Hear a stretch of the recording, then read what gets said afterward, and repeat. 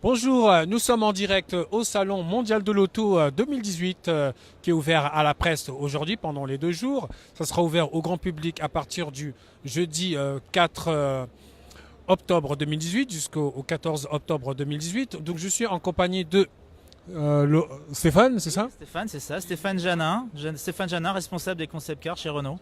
Alors, je voulais savoir, comme on est chez Renault, dans le stand Renault, alors moi je voulais savoir, vous avez un prototype qui est juste à côté, qui est phare de ce mondial de l'auto. Alors moi je voulais savoir, qu'est-ce qu'elle a de particulier, ce Renault? Alors expliquez-nous tout en détail. Alors déjà, la première chose assez particulière, c'est que c'est une voiture complètement autonome, électrique, et donc connectée, parce que pour que tout ça marche, il faut qu'elle soit bien connectée pour fonctionner. Et donc on l'a commencé à la dessiner même sans du tout prendre en compte le volant par exemple, choses comme ça, elle est complètement gérée par l'intelligence artificielle. Et donc comme vous pouvez voir là, on n'a plus besoin de dessiner la voiture comme on l'a dessinée avant, vous n'avez pas besoin de mettre des vitres sur le côté pour voir très bien autour de vous, les scooters et autres, parce que tout ça est géré. Donc pour nous, la grosse différence, c'est que cet objet, finalement, on doit dessiner une sorte de petite habitation sur roue, et on n'a plus du tout les mêmes contraintes qu'avant, donc on peut être beaucoup plus libre en design. C'est la voiture du futur.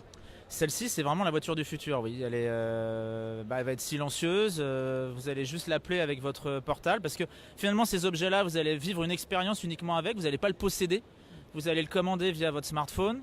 Et comme elle va fonctionner quasiment 24 heures sur 24, les coûts seront relativement bas, donc même si vous n'êtes pas une personne très riche, vous pouvez avoir une expérience d'une mobilité premium, un peu luxueuse, sans que ça vous coûte des fortunes.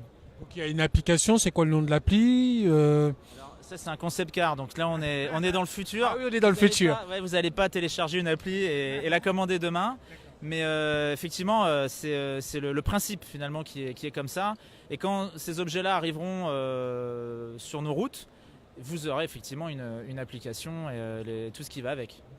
Donc on peut dire c'est fait pour, on peut dire pour rêver en fait. C'est comme cette car.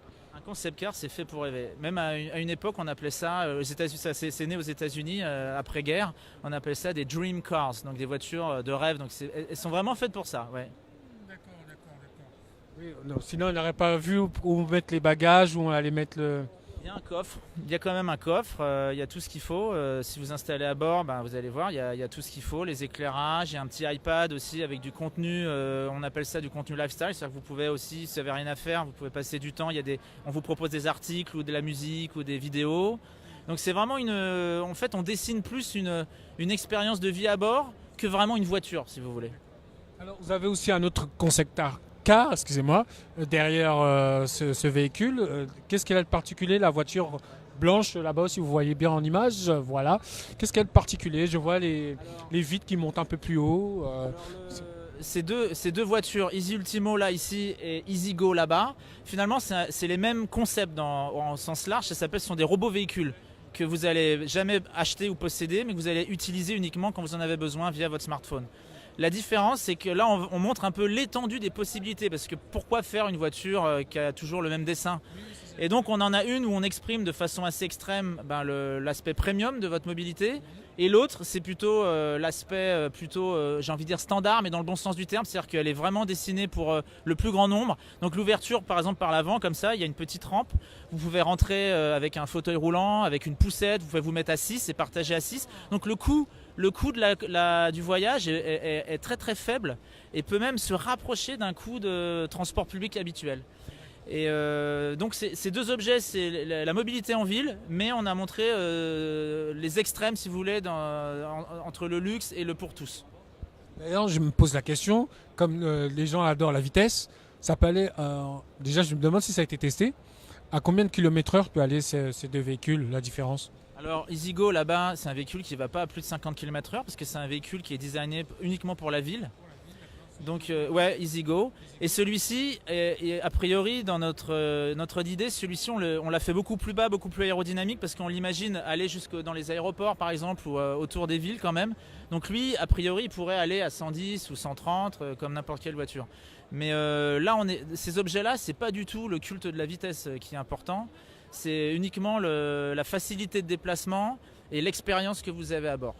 Donc, du coup, comme vous avez dit que c'est autonome, donc ça veut dire que si par exemple on met sur l'appli parce qu'il n'y a pas de chauffeur, bien sûr, c'est automatique, comme le métro, ligne 14 et la ligne 1 qui est automatique. Donc ça veut dire qu'on lui programme, par exemple, d'ici Porte de Versailles, je voudrais aller en direction du siège de la Radio Tongossa à Meaux. Donc on programme l'application et il nous ramène directement là-bas. C'est ça? Oui, En 30 minutes. bah, c'est le même usage que vous avez aujourd'hui avec les VTC finalement.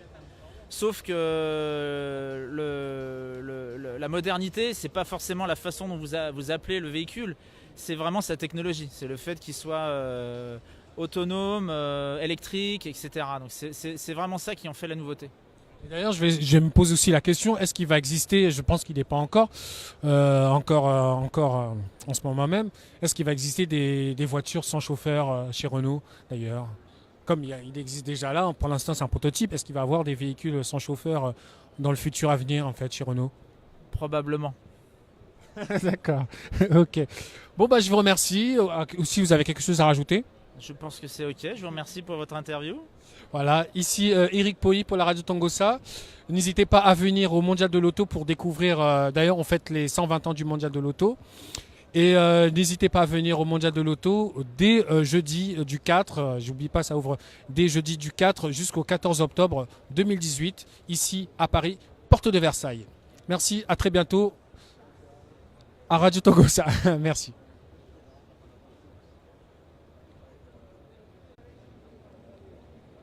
Ah.